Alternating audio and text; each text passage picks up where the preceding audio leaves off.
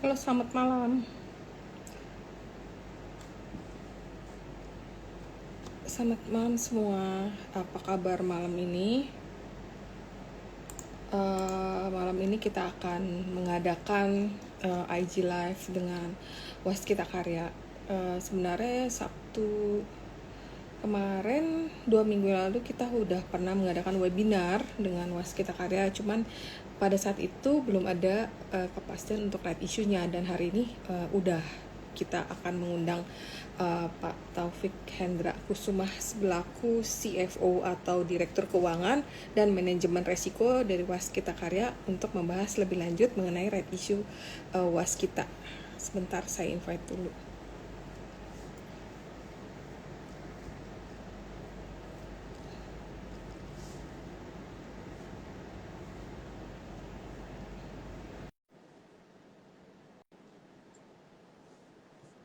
Halo Pak Taufik. Halo, Halo, halo. malam Pak Taufik. Malam, Ya, Mbak Pak, terima Rita. kasih banyak loh Pak. Sama-sama.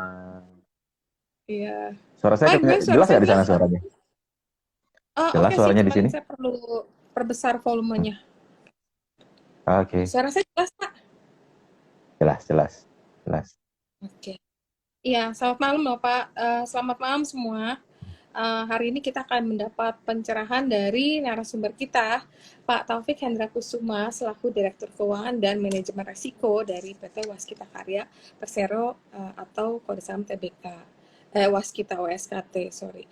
Oh iya, teman-teman nanti kalian bisa nunggu sampai kita kelar karena kita akan mengadakan giveaway untuk 3 pemenang yang beruntung untuk mendapatkan voucher MAP senilai satu orangnya 300.000, dan kita akan memilih 3 orang pemenang. Nanti Pak Taufik pilih untuk pertanyaan terbaik, dan teman-teman jika yang ingin bertanya bisa tanya di kolom chat.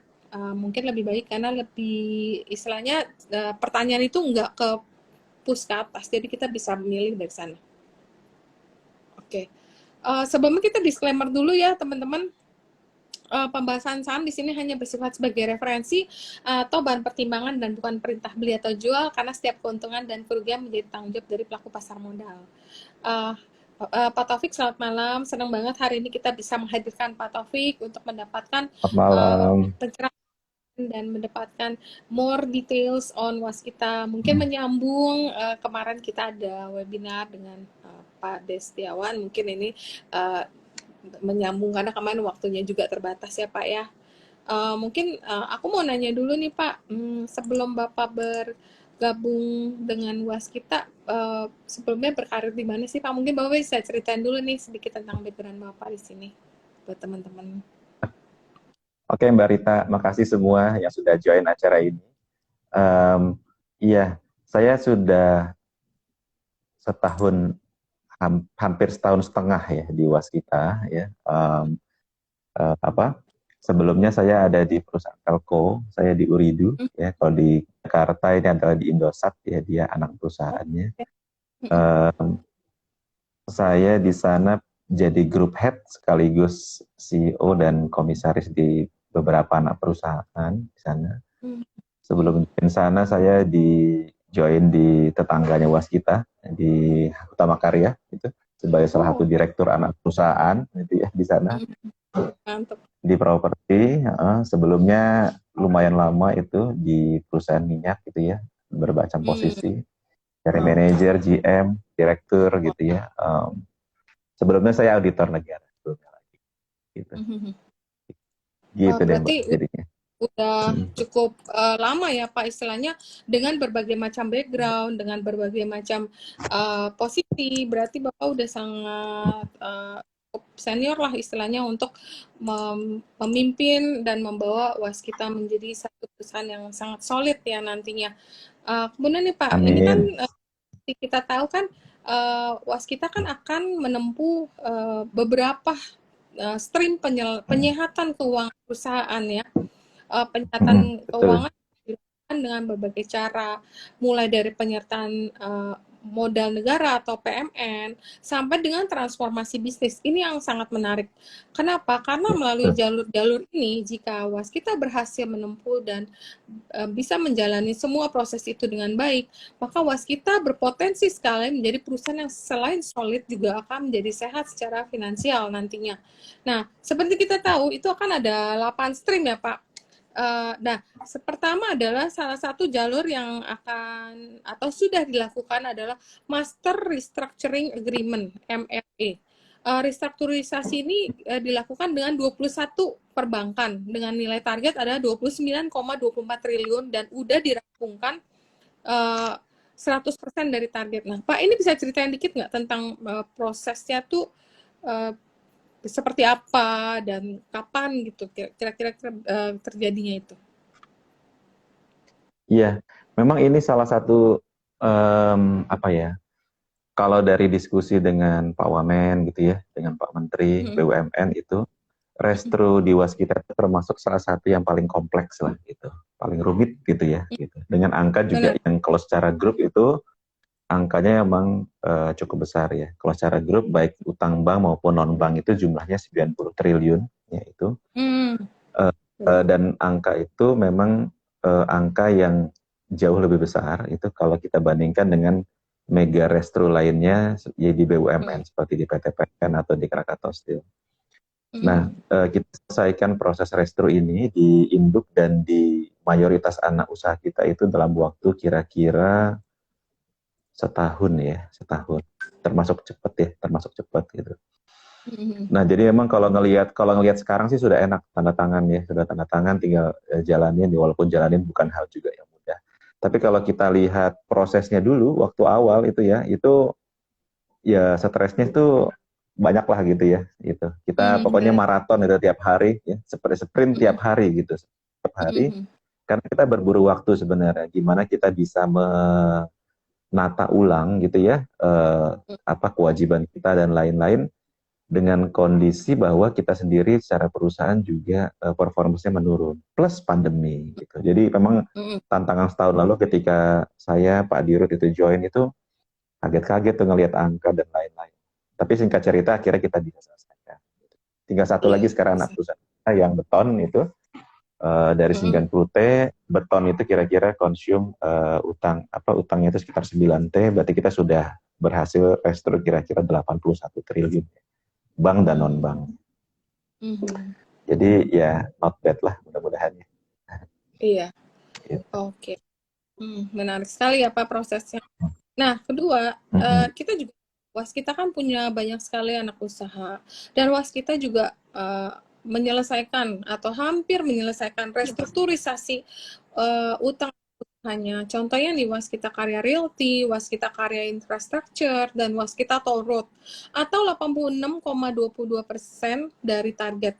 Nah, perkembangan hingga saat ini adalah nilainya 24,71 triliun dari total 28,66 triliun sudah restrukturisasi. Nah, kira-kira nih Pak, update-nya itu gimana ya? Apa ada anak usaha dari Persero yang belum selesai direstrukturisasi atau gimana? Dan tadi update-update yang terakhir mengenai restrukturisasi anak usaha ini gimana nih Pak? Soalnya seperti kita tahu biasa investor itu cenderung kalau misalnya waskitanya istilah harga sahamnya naik, kita juga akan membeli saham daripada anak-anak usaha waskita yang lain gitu loh.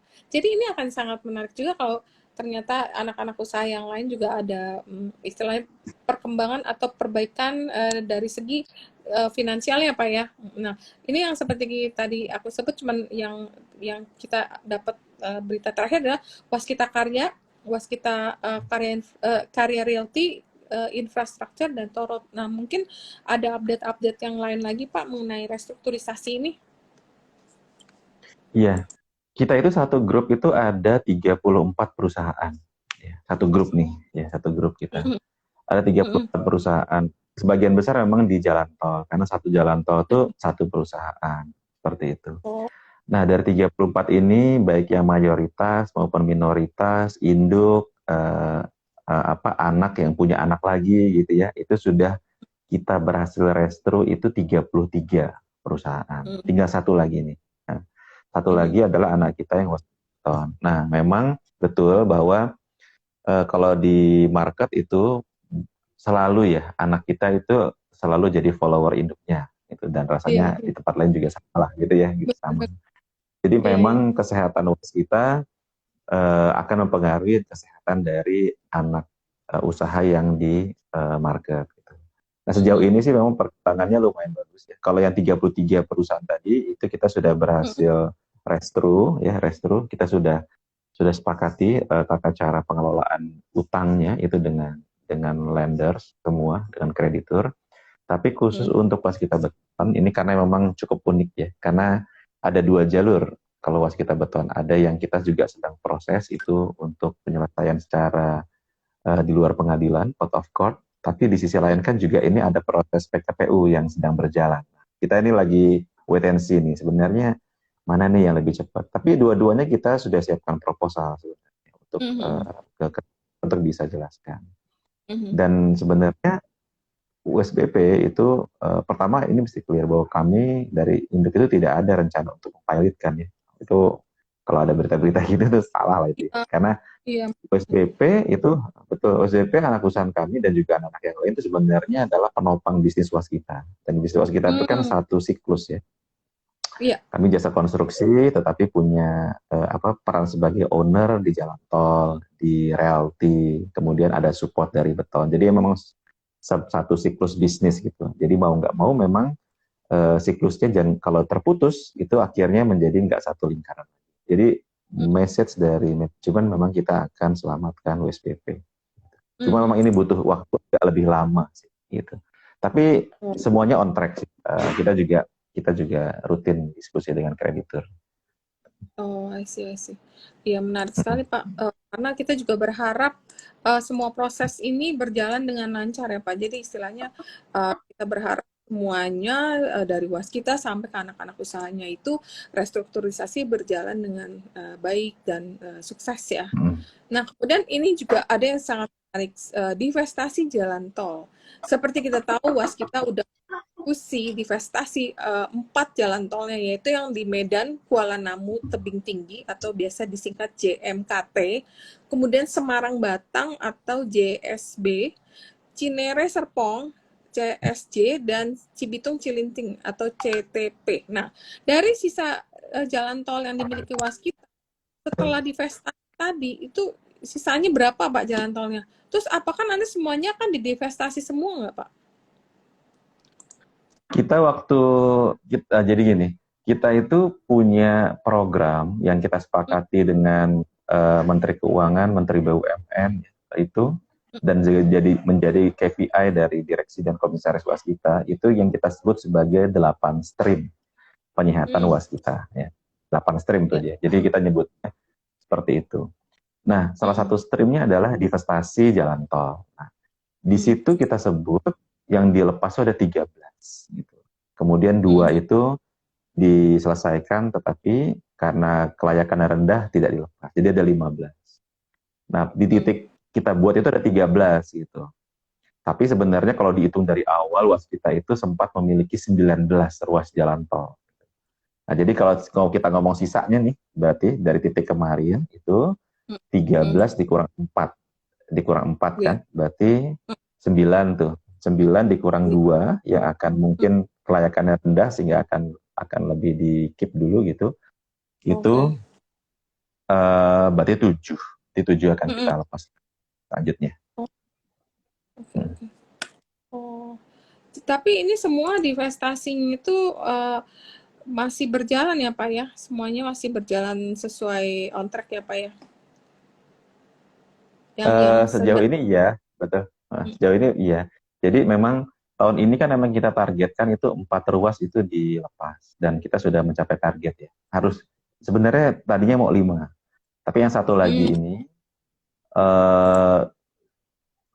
approval dari sisi calon buyernya itu kayaknya akan lewat dari 31 Desember. Jadi kelihatannya nggak keburu di tahun ini. Jadi akan masuk ke Q1 tahun depan ya.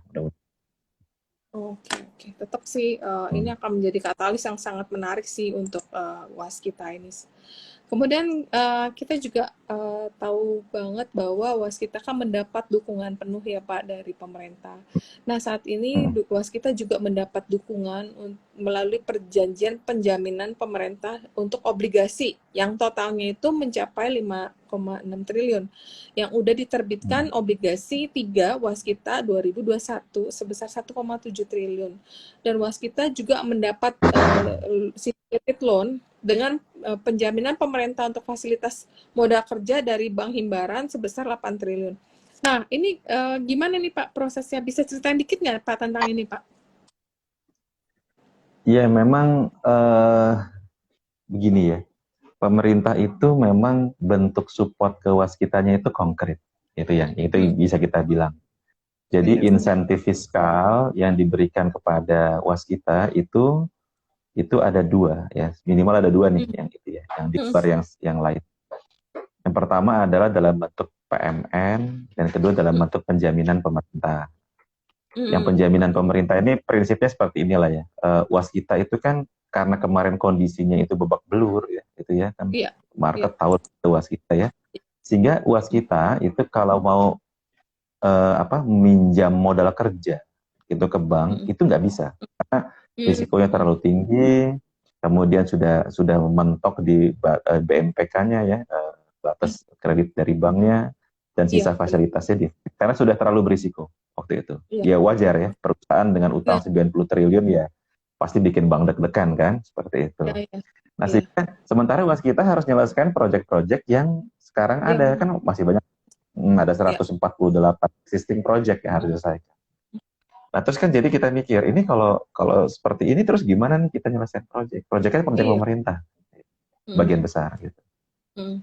Nah, kita ngobrol sama bank dan diskusinya panjang ya, diskusinya panjang itu. Akhirnya kita sepakatnya begini, oke, sederhananya gitu ya, kita kasih pinjaman untuk menyelesaikan project. Tapi kita juga Oh, minta, tapi ini pinjamannya harus aman. Gitu. Nah, benar, akhirnya benar. kata pemerintah bank, ya udah pinjamannya kita jamin. Akhirnya itulah yang Oh, terjadi.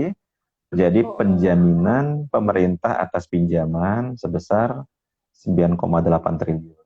Nah, terus Oh, ditambah lagi yang obligasi itu 5,6 triliun. Yang obligasi berarti yang 9,8 itu sudah kita jalankan itu dan oh udah jadi. sudah kita rilis gitu ya. Iya. Peruntukannya modal kerja. Modal kerja itu maksudnya adalah bayarin vendor tuh ya. Jadi kalau Oh, kalau di IG-nya Waskita kan sering banget tuh nanya kapan dibayar, kapan dibayar. Kita sudah bayar sekarang. Sejak November kita sudah mulai bayar gitu ya. Terus oh, kita oke. akan lunasi terus. Gitu. Memang ada proses administrasi yang lebih ketat karena bank juga minta verifikasi lebih dalam. Gitu. Tapi Hmm, komitmen kita memang kita seperti sudah dibilang kita akan lunasi. Kenapa itu menjadi penting? Karena vendor itu kan mitra ya, subkon itu mitra. benar. Kalau kita bayar mereka, maka mereka bisa gunakan itu untuk modal kerja lanjutan. Sehingga kami Benar. bisa nagih ke project owner, ke pemerintah. Akhirnya berputar kan di situ. Berputar sampai akhirnya bisa. Nah itu Hmm, ceritanya memang cerita tentang penjaminan. Jadi pemerintah menjamin, pemerintah nggak mengeluarkan uang, tapi pemerintah menjamin gitu. Kalau ada oh, default itu dijamin pemerintah, betul. Pemerintah nggak keluarkan uang.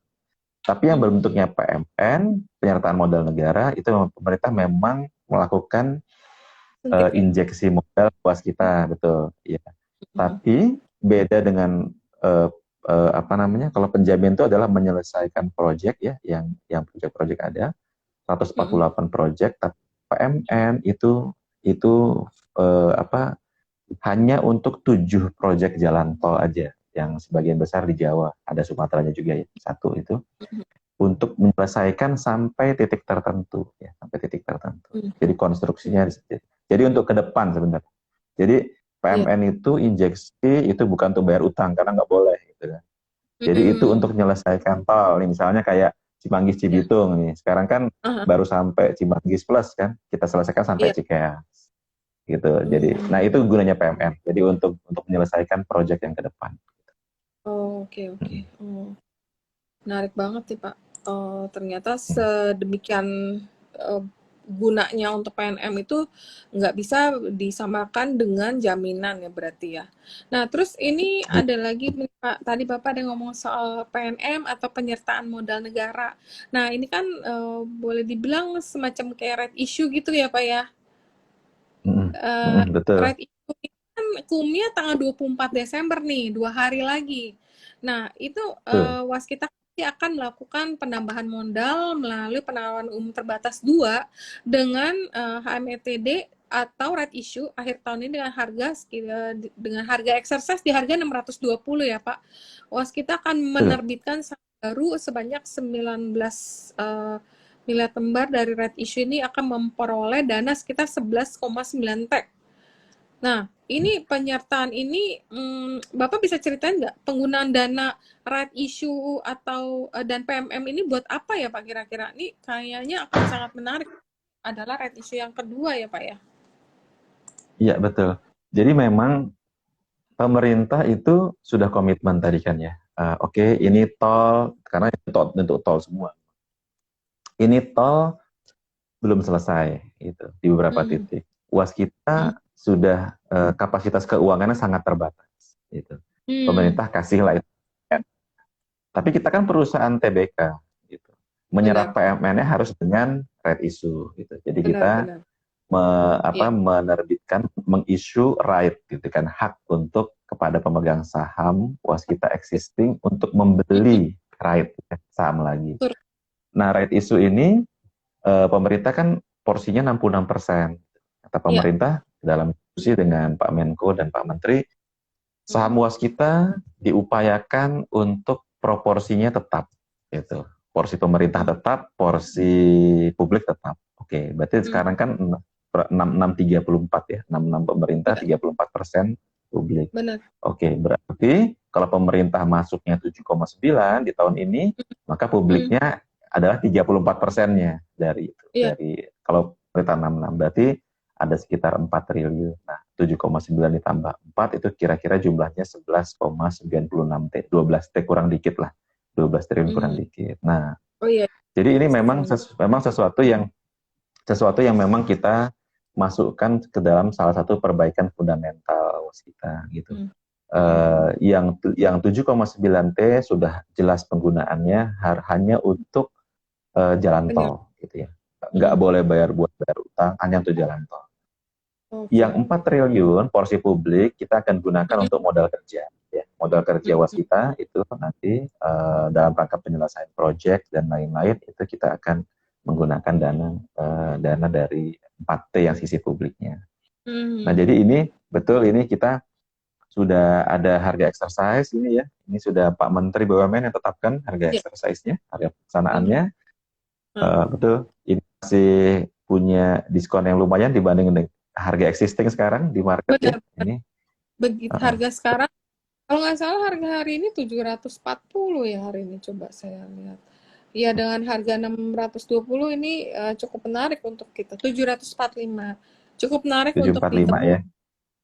Jadi memang pasti tapi kalau misalnya yang udah existing umumnya kalau ada perbedaan yang lumayan ya Pak antara harga market dengan harga tebus biasanya sih orang akan mengambil haknya karena memang tujuan red issue ini juga jelas sekali dari pemerintah yang menanamkan modal untuk menyelesaikan 7 ruas jalan tol dan sisanya untuk modal kerja. Ini biasanya kalau tujuan red issue-nya sangat jelas dan harganya masih terdiskon di bawah dengan harga market, biasanya sih orang akan mengambil haknya sih.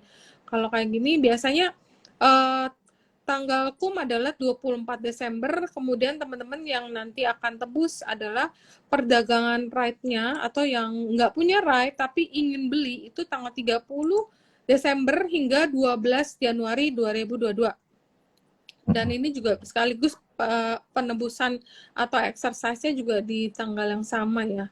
Berarti tanggal 29 teman-teman udah bisa terima right-nya, per tanggal 30 bisa di-exercise. Biasanya kalau begitu hari pertama exercise udah dibuka, saya udah langsung masukin Pak. Soalnya makin cepat selesai, ya biasanya sih lebih enak gitu Pak. Kadang kalau udah terlalu mepet, ada beberapa investor tuh milihnya mepet, nanti ya tunggu last minute. Nah itu kadang-kadang bisa kelupaan, bisa telat. Sayang sekali gitu kalau harganya sekarang 745 dan rate-nya 20 kalau misalnya deal. Kemudian aku juga ingin menanyakan tentang ini, Pak. Transformasi bisnis. Nah, seperti kita tahu, BOS kita juga ada fokus refocusing dari infrastruktur sumber daya alam. Terus ada bandara, ada top 3 segmen railroad dan international growth. Nah, ini kayak gimana sih, Pak? Refocusing ini sebenarnya tuh kayak apa sih, Pak? Maksudnya nih refocusing atau transformasi bisnisnya ini. Kayaknya ini sesuatu yang menarik. Iya, jadi begini, refocusing itu bukan berarti membuat bisnis existing was kita jadi hilang. Ini penting nih ya, karena nanti orang juga takut bisnisnya jadi hilang kan. Iya. Nah, refocusing itu ini adalah ide dari Kementerian BUMN itu untuk membuat champion-champion di antara BUMN karya. Itu yang perlu yang dibuat. Nah, kira-kira itu benchmark itu seperti bank-bank himbara gitu ya. Bank-bank itu kan sama-sama bank gitu ya, sama-sama melakukan fungsi perbankan, tetapi punya spesialisasi kan. Bank Mandiri mungkin ada di operasi, BRI mungkin di UMKM, mikro gitu ya. Nanti BTN di properti. Tapi kan fungsi dasarnya itu ya menerima tabungan, kemudian deposito, lain-lain dana pihak ketiga kan tetap jalan. Nah, karya itu BUMN karya itu mau dibuat kira-kira seperti itu, menjadi spesialisasi itu. Nah, waskita itu kebagian untuk menjadi champion atau direfocusing itu untuk water infra ya, infrastruktur sumber daya alam, sumber daya air sebenarnya, sumber daya alam, sumber daya air itu ya, itu. Kemudian bandara ya, itu airport infra gitu, kemudian railroad jalan tetap ya itu, dan internasional ya, betul. Jadi memang itu adalah pembagian championnya. Jadi kita punya basic kompetensi yang sama. Itu nanti kira-kira, misalnya kalau bangun rumah semua bisa, ya, mau kita, mau yang lain-lain teman bisa. Gitu. Tapi kalau nanti misalnya kita mau spesifik bangun bandara, bisa nggak nih kalau misalnya bangun bandara di misalnya di Afrika gitu, bisa nggak? Oh ini ada champion kita nih yang biasa. Nah ya seperti itu sedang dibangun. Tapi ini butuh proses ya. Kalau kita ngelihat, memang ini nggak bisa langsung berbuah gitu, misalnya dalam setahun itu enggak sih. Itu mungkin proses yang betul bisa 3 tahun, 4 tahun, 5 tahun. Karena di situ nanti akan ada shifting kompetensi orangnya juga, resources, modal kerja dan juga peralatan dan lain-lain. Gitu. Tapi sebenarnya proses ini udah ada belum sih Pak? Kalau maksud aku tuh udah pernah digarap sebelumnya atau memang ini sesuatu yang baru gitu ya Pak? Kalau dulu kan ya, kalau kita ngelihat beberapa rencana yang yang mau dibuat itu holding, holding BUMN karya kan. Tapi holding ini kan punya beberapa isu legal lah kira-kira gitu ya. Regulasi kita nggak sepenuhnya support gitu. Jadi ide yang sekarang itu adalah klasterisasi. Klasterisasi ini salah satunya adalah klaster infra. Nah infra ini kemudian dibagi lagi jadi refocusing, fokus champion-championnya. Jadi sebenarnya kalau secara ide mungkin idenya baru ya, mungkin di negara lain juga sudah ada. Gitu. Tapi kalau untuk BUMN karya ini baru. Tapi ini sebenarnya didasari juga bahwa kalau misalnya persaingan itu dibiarkan saja, yang terjadi itu banting-bantingan.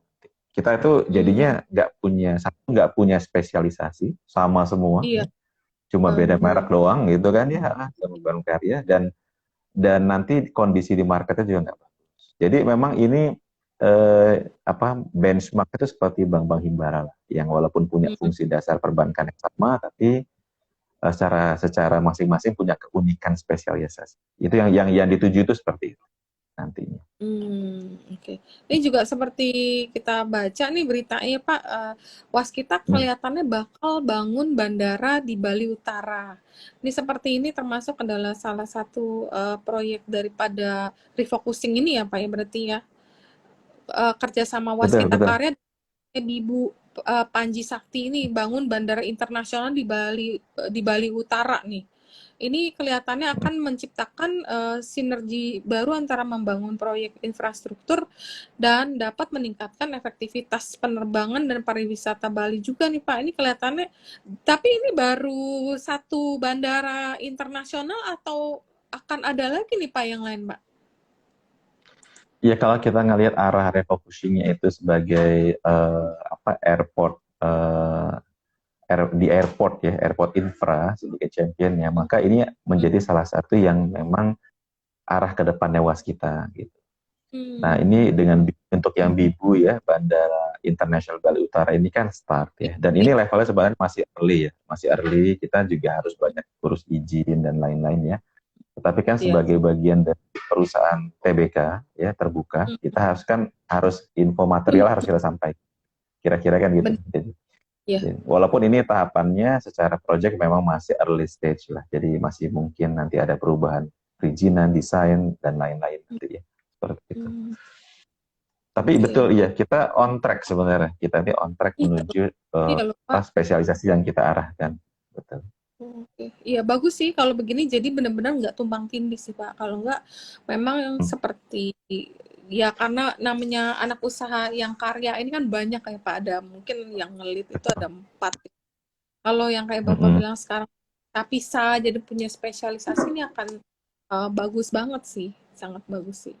Nah, terus ya Pak, ini juga seperti kita tahu Waskita juga ada istilahnya peningkatan good corporate governance atau GCG dan manajemen resiko dari proses bisnis yang dilakukan oleh Waskita. Nah, kebetulan Bapak kan adalah salah satu atau bukan salah satu adalah direktur manajemen resiko juga nih Pak. Ternyata ada peningkatan GCG yang akan ditempuh oleh Waskita. Nah ini kalau kayak gini maksudnya gimana ya Pak rencananya nanti dalam rangka meningkatkan good corporate governance dan manajemen resiko yang dilakukan proses bisnisnya itu nanti kayak gimana tuh Pak? Iya, jadi memang salah satu masalah Waskita itu adalah terkait dengan GCG. Gitu ya. Rasanya sih itu bukan cuma Waskita aja, tapi memang Waskita tahun lalu saya masuk itu lagi proses KPK kan, kemudian juga ada berita-berita kejaksaan, banyak deh gitu ya. Karena legal juga ada di bawah saya, jadi saya paham tuh satu-satu itu hari pertama masuk sudah utangnya banyak, kasusnya banyak gitu kan, ya gitu kan. Fasilitas bank habis gitu kan, jadi memang setahun lalu itu kondisinya memang parah gitu seperti itu. Nah, jadi kemudian visi manajemen itu ya kita sepakat bahwa dengan Pak Dirut juga sepakat bahwa kita melakukan perbaikan yang sifatnya fundamental, yang pondasi gitu ya. Perbaikan pondasi itu memang biasa kadang-kadang nggak kelihatan hasilnya langsung gitu. Nama juga pondasi kan dari bawah. Tapi kalau kita nggak perbaiki pondasinya, ini kita nanti besok-besok ketiup angin pun roboh gitu. Jadi akan lemah gitu nanti. Makanya kemudian kita pikir bagaimana caranya kita mendudukkan kembali posisi-posisi keuangan misalnya ya. Jadi kalau tahun dulu kok Waskita ruginya gede banget. Ya itu karena akumulasi sekian tahun gitu ya. Itu memang, jadi itu memang didudukkan dulu kembali. Jadi kalau orang mau sehat ya normalin dulu. Gitu. Nah, salah satu yang kita kemudian tinjau ulang adalah proses GCG. Kita lihat lagi ya, ini gimana sih kalau milih project itu gimana sih gitu kan. Kalau maintain project gimana sih gitu. Kalau ngelola orang gimana sih. Akhirnya memang kemudian ini dengan policy juga dari pemegang saham ya, Kementerian BUMN, itu akhirnya ada policy bagaimana kita meningkatkan pengelolaan GCG dan manajemen risiko. Akhirnya dalam RUPS terakhir, sebelum terakhir ya ini itu, diangkatlah fungsi manajemen risiko di level direktur. Kebetulan ditempelkan ke direktur keuangan saat ini. Itu ya ditempelkan. Nah jadi akhirnya kita lakukan perbaikan proses. Jadi sekarang pola di bank seperti komite di bank itu diterapkan di Waskita. Gitu. Jadi kalau mau ada project seleksi dulu nih, berapa nih untungnya, misalnya gitu ya. Duitnya dari mana nih buat modal kerja, selesainya kapan, gitu. Orangnya siapa nih yang in charge, gitu kan. Ini angkanya benar belum, dan lain-lain ya. Jadi ada proses project yang masuk komite manajemen risiko, ada yang masuk komite investasi, dan kita digitalkan. Jadi prosesnya itu kita punya aplikasinya juga. Jadi Oh, rapat pembahasan itu kita bisa lakukan digital gitu, kemudian hasilnya juga digital. Kenapa kita perlu digital kan? Karena kita meminimalkan intervensi personal. Nih, misalnya kalau rapat fisik kan masing-masing iya, punya vote nih, punya vote iya, ya. iya. Nanti Ah, disenggol-senggol berubah gitu. Jadi kita digitalkan, was- membernya punya vote gitu, dan ini sudah kita jalankan sejak pertengahan Agustus tahun ini. Kita uji coba, kita benchmark ke beberapa bank ya, beberapa bank terutama karena di Karya belum ada, jadi kita ke bank gitu, kita lihat, kita modif prosesnya, kita digitalkan. Saat ini sih sudah belum banyak ya, tapi sudah ada tiga, mungkin hampir 40 tiga. project ya Oh, yang sudah kita masukkan di komite, dan kemudian setelah berjalan. dia lolos komite kita akan pantau nanti. Jadi memang banyak banyak perubahan yang pondasi, tapi memang nggak kelihatan. Tapi itu membuat akhirnya proyek-proyek itu harus harus sadar gitu. Nggak bisa Hmm. misalnya apa investasi apa costnya misalnya 1 miliar gitu ya, di tengah jalan mohon maaf nih Pak, harga semen naik nih Pak 1,1 Aduh. ya jadinya. Itu fungsi perencanaan itu harus sudah ada dari awal. Ya walaupun prediksi itu nggak bisa selalu tepat, tapi fungsi itu harus ada. Dan ini yang sekarang kita edukasi ke seluruh kepala proyek, seluruh unit teknis gitu kan. Jadi Ah, coba dibayangkan ya. Jadi seperti misalnya kepala proyek yang insinyur-insinyur itu sekarang kita iya. minta ngerti bikin cash flow gitu, supaya Hmm. paham gitu bahwa bahwa kalau mereka misalnya telat sehari itu ada ongkosnya loh, ada bunga loh Oh, yang jalan dan lain-lain lah ah, ya. Jadi iya, memang iya. itu yang kita buat. Kemudian dari sisi GCG juga kita terapkan macam-macam ya. Three line Hmm. of defense, kita ini istilah-istilah teknis sih. Three line of Istilah. defense itu kita tambahkan seperti di bank. Jadi three line of defense with 1.5 di depan gitu. Jadi kita coba karena emang nggak ada contohnya. Waktu saya cari referensi juga nggak ada, adanya di bank. Memang Jadi sekarang coba kita coba kopas, kita terapkan ke perusahaan konstruksi, gitu jadinya. hebat sekali Pak inovasinya nih Pak. Termasuk yang istilahnya apa dobrakan yang baru ya, ngambil dari bank yang kita kenal mereka punya kontrol sangat kuat, sangat rapi. Jadi bagus banget kalau bisa diterapkan ke BUMN karya ya seperti Waskita ini ya Pak ya. Oke, oke. Iya, Ini memang kalau orang sakit itu obatnya banyak sih Mbak. Jadi ya iya. itulah ini obatnya salah satunya. Dicoba-coba gitu ya Pak ya? Maksudnya satu pelan-pelan diobatin, kalau ini ternyata ada perbaikan, mungkin tinggal di dilanjutkan dengan yang lain, pengobatan yang lainnya, mungkin kayak gitu ya Pak ya? Iya betul Ya, betul. Kita coba semua deh. ya kita sih berharap ya dengan era tahun 2022 ke depan, setelah right issue ini berjalan, kita juga berharap Waskita ini akan new era nih Pak, era yang baru. Itu juga judul webinar kita yang kemarin kita Hmm. adain tuh sekitar 2 minggu yang lalu, bahwa welcoming Waskita new era di 2022. Nah itu yang sangat kita antisipasi nih Pak, dengan harapan restrukturisasi ini semua berjalan dengan baik dan right issue-nya juga sukses, istilahnya semua yang memegang juga menebus atau mengambil haknya. Nah, Pak, dari uh, kedelap, nah ini aku juga mau nanya mengenai ini, Pak, penyelesaian sejumlah jalan tol khusus. Nah, ini untuk jalan tol mana aja nih, Pak? Bisa ceritain dikit nggak, Pak? Iya, jadi kenapa disebut khusus gitu? Itu karena kelayakan komersialnya rendah gitu. Kalau Hmm. kelayakan komersialnya bagus, kita akan divest. Gitu. Kenapa Hmm. divest? Ya karena Hmm. kita, ya Waskita itu perusahaan yang menyelesaikan investasinya dengan dominan sumber dana dari utang. Ya kalau kita Hmm. lihat ya, project Iya, tol iya. itu kan in total mungkin nilainya itu lebih dari 100 triliun. Ya, Waskita Iya. itu lebih dari 1.000 kilometer menyelesaikan dalam waktu 5 tahun. Gitu. Kalau kita bandingkan dengan BUMN operator jalan tol lainnya itu 1000 kilo itu dalam 15 tahun. Jadi memang waskita dalam 5 tahun kemarin tuh di price-nya luar biasa. Nah kalau kita lihat ya, ini hitungan sederhana aja ya. Saya mau cerita di soal investasi. Hitungan sederhana aja.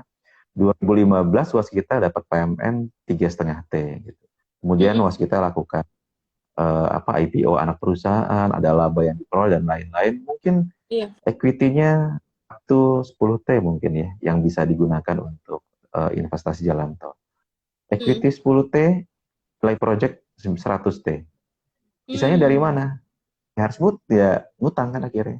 Itulah kenapa utang waskita tinggi sekali. Nah, maka solusi untuk mengurangi utang ya, itu adalah dengan melakukan langkah kontra investasi. Kontra investasi itu ya divestasi. Balikin lagi ke sesuai dengan yang ada. So, kemanfaatan ekonomi dari investasi kan sudah terjadi. Ya, Jakarta Semarang 5 jam sekarang kan pendek nih gitu kan. Jadi manfaat ekonomi sudah ada, sekarang penyihatan korporasi. Nah, makanya tadi kita kemudian melihat bahwa divestasi harus dilakukan, tapi nggak semua bisa di-divest secara komersial gitu ya saat ini, minimal saat inilah picture-nya. Ada 2 ruas yang kelihatannya kok agak berat nih ya.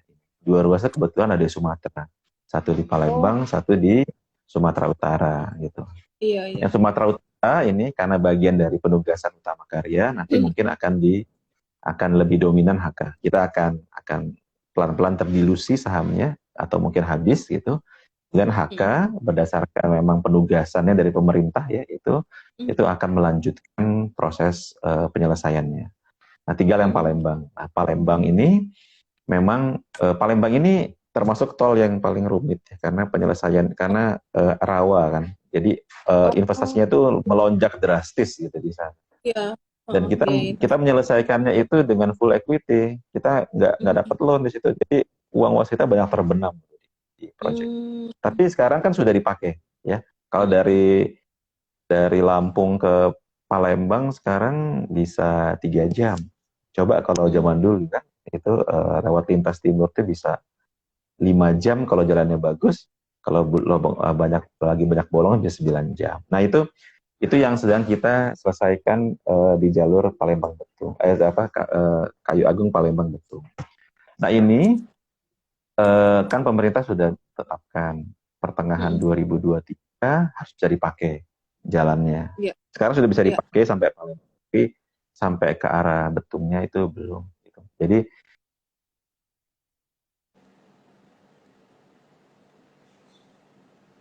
memang ada porsi yang sedang kita coba cari. Iya.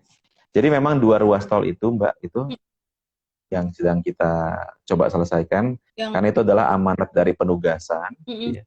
Walaupun secara komersial ini IRR-nya itu nggak begitu baik, ya. Tetapi karena ini penugasan, kita lakukan mitigasi ya, supaya bagaimanapun kan namanya penugasan harus selesai. Gitu. Gitu. Oke Pak, menarik sekali nih. Teman-teman jangan lupa ya, nanti akan dipilih 3 orang yang pertanyaannya paling bagus atau paling menarik. Nanti mungkin Pak Taufik yang milih nih pemenangnya. Nanti kita akan kasih hadiah berupa voucher MAP 1 orang 300.000. Ini lumayan banget loh, maaf. Akhir tahun bisa dapat voucher 300.000. Nah, mungkin Pak, aku bacain pertanyaannya, nanti Bapak pilih daripada ya. Ini ada satu yang udah masuk ke kolom chat. Ini dari Pak Dewa Angga Palguna. Pak Taufik, apakah waskita ikut serta dalam proyek ibu kota baru, Pak? Terima kasih. Iya, ibu kota baru ini kan sekarang tahapannya sudah RUU ya. Kalau ngelihat info yang kami dapat, mungkin di Januari atau Februari ini akan ketok palu menjadi undang-undang. Di draftnya kan disebut di situ ya 2024 itu sudah mulai relokasi ya up to 10 tahun gitu ya nanti ke sana. Dan kalau relokasi itu start di 2024 itu otomatis infrastruktur pendukung harus ada. Kan nggak mungkin nanti presiden ke sana terus belum ada istananya dan lain-lainnya. Jadi infra harus ada. Kalau kita tarik construction period itu yang tergantung jenis bangunannya apa ya, tapi anggaplah average itu 2 tahun gitu, maka 2022 ini harusnya sudah mulai ada pekerjaan konstruksi. Gitu. Iya. Nah, makanya kami juga melihat bahwa salah satu opportunity di 2022 nanti adalah pekerjaan ibu kota baru. Nah, itu ya. Nah, itu yang kita lihat seperti. Nah, kami sedang melihat sekarang kira-kira estimasi nilai project di 2022 itu berapa sih gitu ya. Kira-kira gitu. Ini kami sedang cukup intensif nanti dengan Kementerian PUPR dan lain-lainnya gitu untuk bisa berpartisipasi. Tapi memang dari diskusi wacana yang dibahas itu memang nanti akan ada partisipasi dari BUMN karya. Bentuknya apa Iya. mungkin nanti kita tunggu. Karena ini wilayah policy dari ownernya kan Iya. ya, pemerintah. Iya, iya. Tapi rencananya ya tapi kami siap lah ya nanti bentuknya seperti apa. Jadi masih tunggu perkembangan lebih lanjut ya Pak ya, untuk kelanjutan ibu kota Betul. proyek ibu kotanya. Oke Pak. Kemudian ini ada pertanyaan juga dari Le_Pakor. Pak Taufik, apakah ada kebijakan baru karena adanya virus COVID? Mungkin ada standar baru yang harus diterapkan dalam proses pembangunan seperti hotel atau perumahan atau bandara. Thank you Pak. Jadi kan ada COVID, mungkin ada standar baru gitu loh Pak. Pekerja-pekerja mungkin ya. Ya memang kalau di konstruksi QHSE itu kan memang wajib ya keselamatan dan kesehatan kerja ya itu ya. Jadi memang dan di waskita levelnya kan direktur. Jadi memang langsung QHS itu ada ditempelkan di fungsi direktur. Jadi memang segala sesuatu update yang terkait dengan masalah keselamatan dan kesehatan kerja itu memang harus dilakukan. Jadi begitu misalnya pandemi muncul itu otomatis ya itu kita langsung melakukan protokol kesehatan yang ketat gitu. Bahkan ada salah satu tempat pelatihan di anak perusahaan kami itu yang kami konversi menjadi rumah sakit khusus untuk karyawan waskita. Ya. Di waktu pandemi lagi tinggi-tingginya gitu. Iya, Karena buat kami sebenarnya kalau misalnya sampai proses produksi itu stop karena penyakit itu perhitungannya jauh lebih mahal gitu, daripada kita menyediakan fasilitas agar karyawan dan juga pekerja di kita itu sehat. Itu perhitungan secara komersial selain perhitungan kesehatan juga itu seperti itu.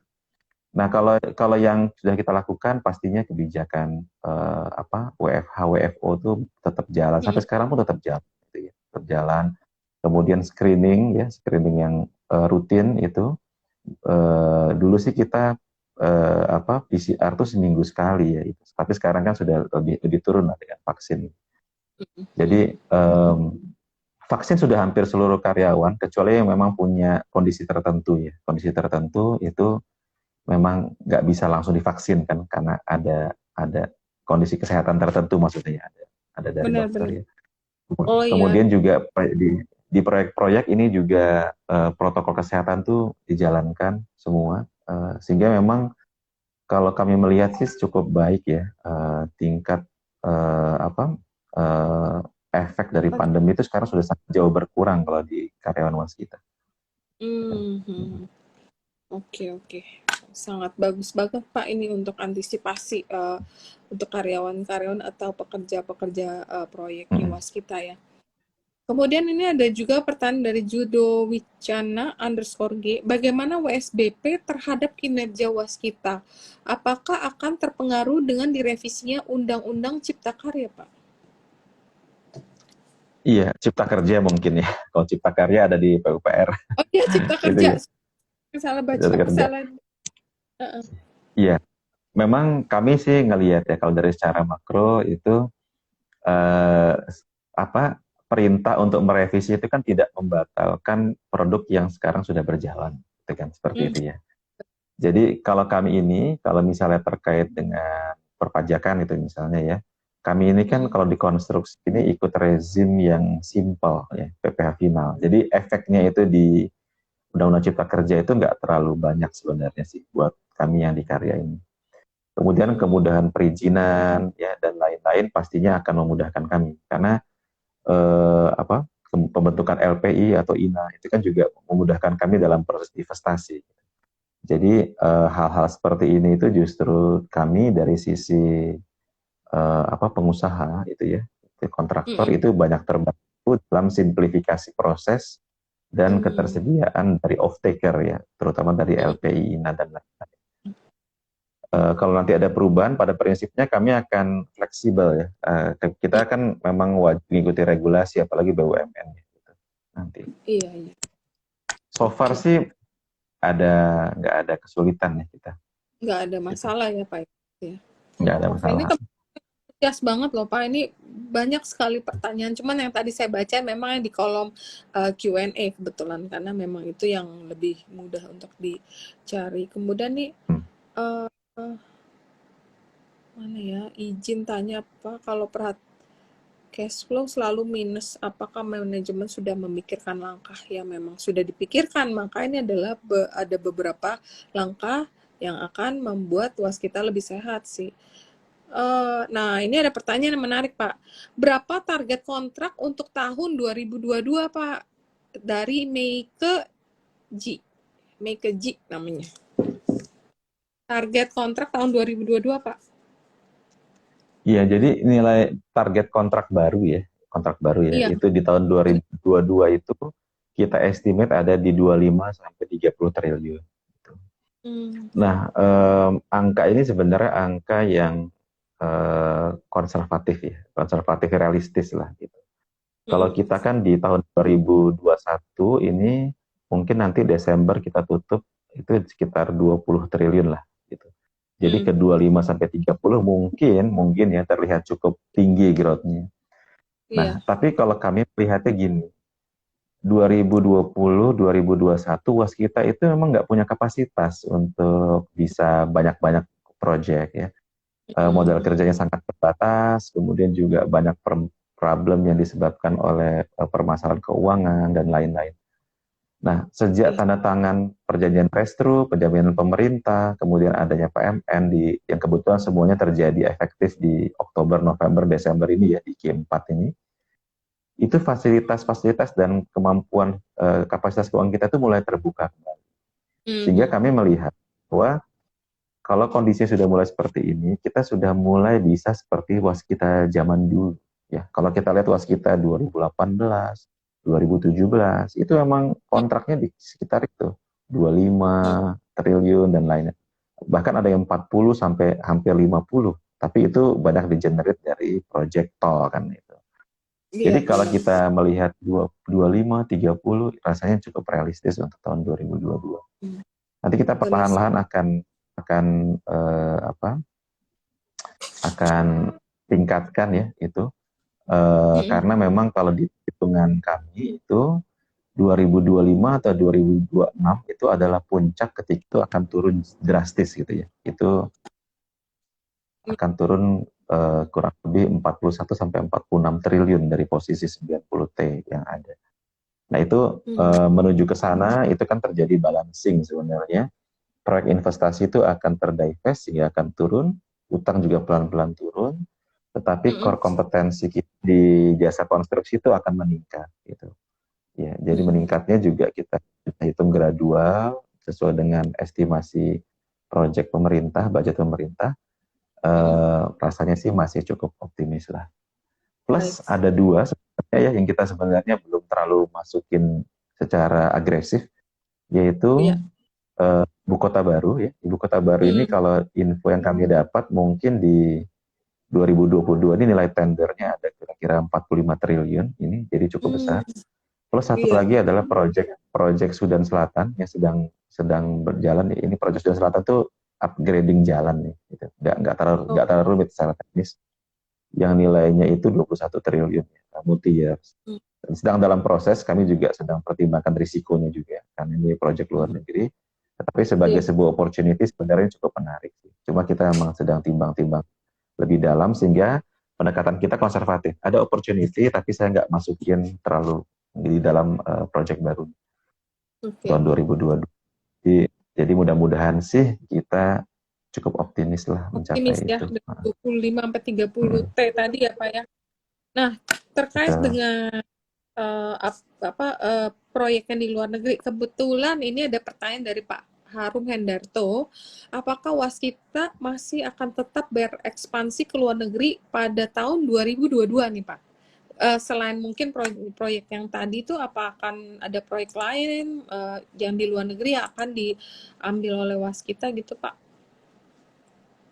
Iya, jadi salah satu apa? Salah satu refocusing Waskita itu ada di project internasional, gitu ya. Itu Hmm, yang ada. Nah, iya iya. jadi memang mau nggak mau kita fokus ke sana. Terus yang kedua, eh, alat kita itu masih banyak di luar negeri. Di Timor Leste ada, di Saudi ada, ya. Kalau Masjidil Haram di sana itu kan Waskita kontraktornya, sepertiga ya, gitu. Hmm. Renovasinya itu ya. Jadi alat itu ada di sana dan alat itu kan nggak bisa kita bawa balik ke Jakarta Oh, gitu atau ke Indonesia. Jadi ada di sana, sudah ada di sana. Jadi memang apa fokus luar negeri termasuk yang kita akan coba expand gitu nanti ya. Nah, yang sekarang diskusi kita memang sudah ada yang di Sudan Selatan ini ya. Kemudian juga rencana kita akan ikut project ya bareng PP itu untuk rumah Indonesia di Mekah ya. Ada di sana. Itu emang project yang diinisiasi oleh Kementerian BUMN untuk di sana. Ada beberapa project lagi yang sedang kita exercise itu ya di Filipina, di Timor Leste, kemudian juga di tempat lain ya ada beberapa yang sedang proses ya. Gitu. Intinya hmm. adalah kalau memang secara komersial itu menarik, kita akan explore gitu ya. Setelah mempertimbangkan seluruh risikonya ya, karena luar negeri biasanya sih risiko mata Lebih uang, risiko regulasi dan lain-lain lah ya di sana. benar-benar. Oke, oke. Ini teman-teman nih sebenarnya pertanyaannya banyak sekali, Pak. Ini antusiasnya nih sangat tinggi nih, Pak. Cuman karena keterbatasan waktu, mungkin kita akan mencari satu penanya terakhir. Nah, dari 6, total 6 penanya yang tadi akan kita sebutkan, mungkin Bapak nanti milih dari 3. 6 itu Bapak pilih 3. Eh, Ibu Ririn Dwi, Pak Taufik, apa aja kesulitan sebagai konstruksi di era pandemi ini dan bagaimana upaya nih Pak? Ini sebenarnya pertanyaannya apa general ya, cuman karena Ibu Ririn ini nanya sampai 4 kali, mungkin ya kita coba menjawab pertanyaan. Iya memang konstruksi setiap perusahaan itu sebenarnya punya kesulitan sendiri-sendiri. Iya benar. Itu kan kalau boleh flashback sedikit ya. Saya sebelum dikonstruksikan di telco, beda banget gitu bisnisnya dibandingkan dengan konstruksi. Iya, Sebelum di telco itu di properti, sebelum di properti di minyak. Gitu. Sebelum di minyak ya macam-macam gitu di investasi. Jadi memang tiap perusahaan punya keunikan dan kesulitan sendiri.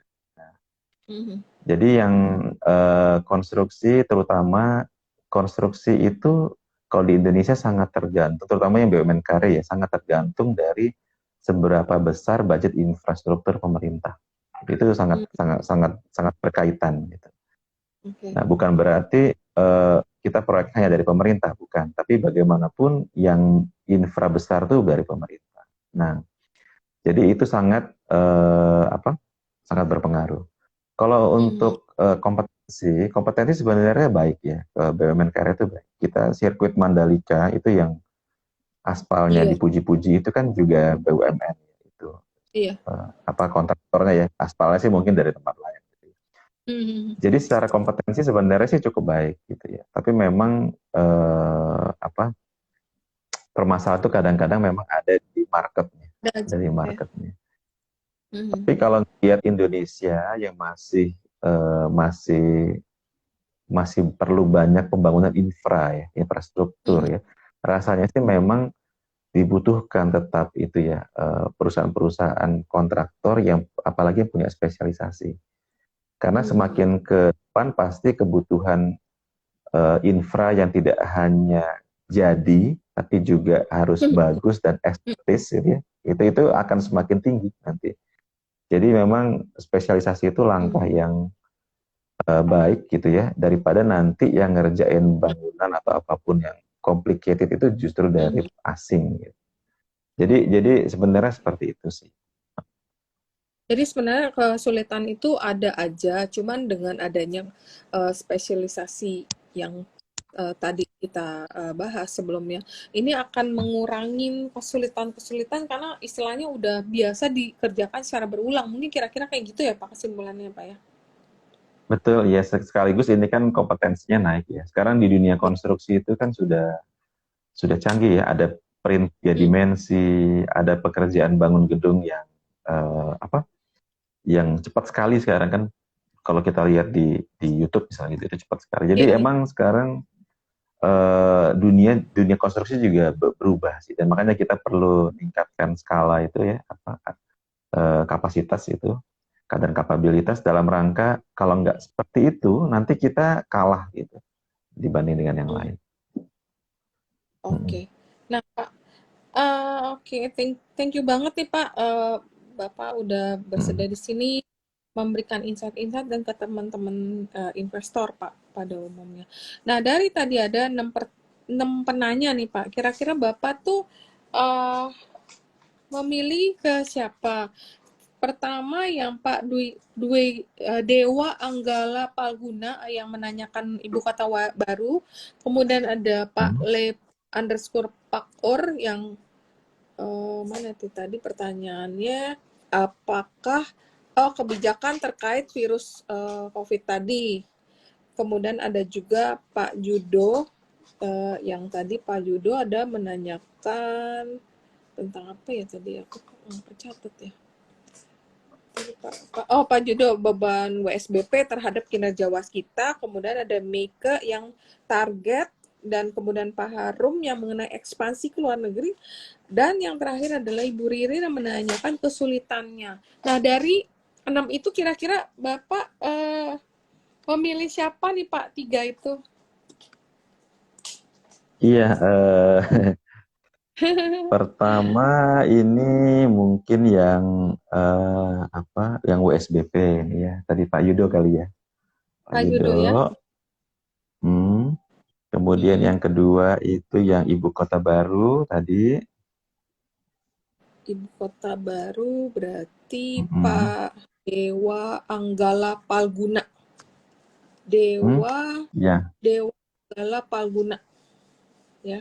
Oke. Okay. oke. Dan Pak Yang pemenang terakhir, terakhir ini yang ibu terakhir tadi itu yang kesulitan tadi itu iya Bu Ririn ya. Bu Oke, Ririn oke. Ya, ya. sangat Selamat semangat ya loh untuk yang Pak. menang gitu ya. Sampai sampai 4-5 kali pertanyaan. Oke, jadi untuk 3 pemenang boleh DM saya, nanti saya berikan kontak person yang akan menyerahkan voucher MAP sebesar 300.000 untuk satu pemenang. Jadi total adalah 900.000 untuk 3 orang penanya tadi. Oke, mungkin Bapak ada closing statement Pak untuk teman-teman di sini. Iya. Pertama sekali lagi terima kasih sudah join di acara ini. Ya. Kami dari manajemen Waskita itu memang selalu berusaha untuk memberikan info, ya, transparansi dan lain-lain ya, sebagai perusahaan Hmm, TBK maupun sebagai bentuk komitmen kami untuk terbuka. Kemudian yang benar. kedua ini eh, kadang-kadang memang orang yang baru sehat itu ya sudah disuruh lari gitu ya. Jadi Mm-mm. maksudnya adalah Waktu ya bagaimanapun Pak ya, kondisi kasih kesempatan waskita, untuk lebih. betul, ya betul. Waskita itu babak belur kemarin ya itu ya. Eh, Mm, mm. Setahun lalu saya kok masuk itu memang parah gitu ya. Tapi kita sudah Ya, coba jalankan upaya perbaikan dan rasanya on track sejauh ini. Memang di titik ini kita harus manage ekspektasinya karena proses perbaikan apalagi sejak pondasi itu memang butuh waktu. Tapi mm-mm. memang ini sih cukup yakin bahwa memang ini yang terbaik untuk waskita. Jadi kita perbaiki pondasi, kita perbaiki cara fundamentalnya supaya nanti dia kokoh gitu. Karena tantangan ke Benar. depan itu kan memang besar sebenarnya. Kalau dia nggak kokoh, dia nggak akan kuat gitu. Nah, efeknya quick wins atau quick yield mungkin nggak sepenuhnya bisa terus-terusan terjadi gitu ya. Iya, jadi benar. ekspektasi kita harus kita kelola juga, gitu ya. Tapi percayalah, kalau kami melihatnya bahwa secara long run ini bagus, ini bagus kok, ya bagus. Terus yang Mhm. ketiga, jangan lupa ini Waskita punya agenda right issue ya. Ini harapan kami teman-teman semua bisa partisipasi. Ini apa? Harganya cukup menarik. Tadi dari Mbak Rita udah jelaskan sedikit ya. Mhm. Mhm. Harga 620, market sekarang masih di atas, masih 745 ya.